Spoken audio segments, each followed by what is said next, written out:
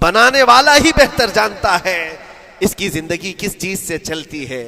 اور اسی لیے کہا ہے، امام غزالی رحمۃ اللہ تعالیٰ علیہ فرماتے ہیں، جو بندہ اللہ کے ذکر سے کئی دن تک غافل ہوتا ہے تو مردہ لاش ہے جو چل رہا ہے، بازاروں میں جو چل پھر رہا ہے، ذکر الہی نہیں کرتا تو اس کی روح ختم ہونے کے قریب آئی ہے، یہ زندہ لاش ہے۔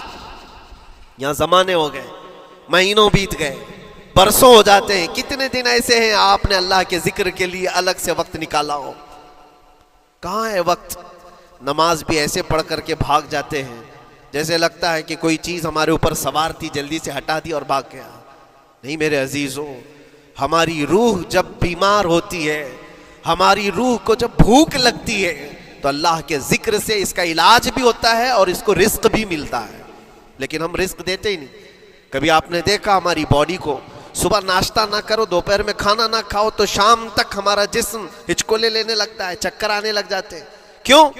جسم 2 وقت کے کھانے کو چھوڑنا برداشت نہیں کر پاتا، کمزوری آ جاتی ہے، جسم کو بھوک لگتی ہے، ہمیں کھانا دینا اسے ضروری ہے۔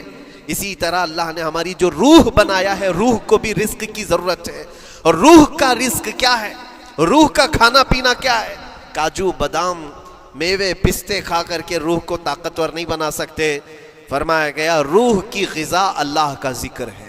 جب بندہ اللہ کا ذکر کرتا ہے تو اس کی روح کو طاقت ملتی ہے اور روح کمزور نہیں رہتی، طاقتور بن جاتی ہے۔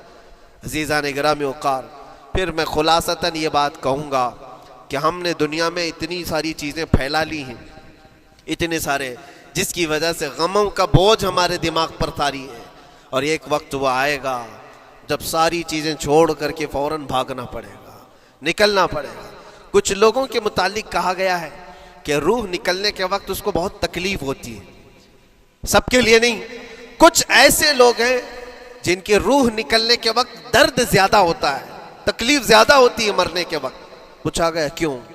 کہا کہ یہ روح جو ہے اس کی ساری بنائی ہوئی چیزوں میں اٹکی ہوئی ہے، اس کی اولاد میں بھی ہے، اس کے مال میں بھی لگی ہوئی ہے، اس کے گھر میں بھی لگی ہوئی ہے، اس کے جائیداد میں بھی لگی ہوئی ہے۔ روح جب نکل رہی ہوتی ہے ان سب چیزوں سے بھی نکل رہی ہے، جہاں جہاں اس کی خواہشات لگی ہوئی تھی سب جگہ سے کھینچا جا رہا ہے، تو درد بڑھتا چلا جاتا ہے، تکلیف بڑھتی چلی جاتی ہے، اور پھر وہ جب دیکھ رہا ہوتا ہے خالی ہاتھ جا رہا ہو، تکلیف زیادہ ہوتی ہے۔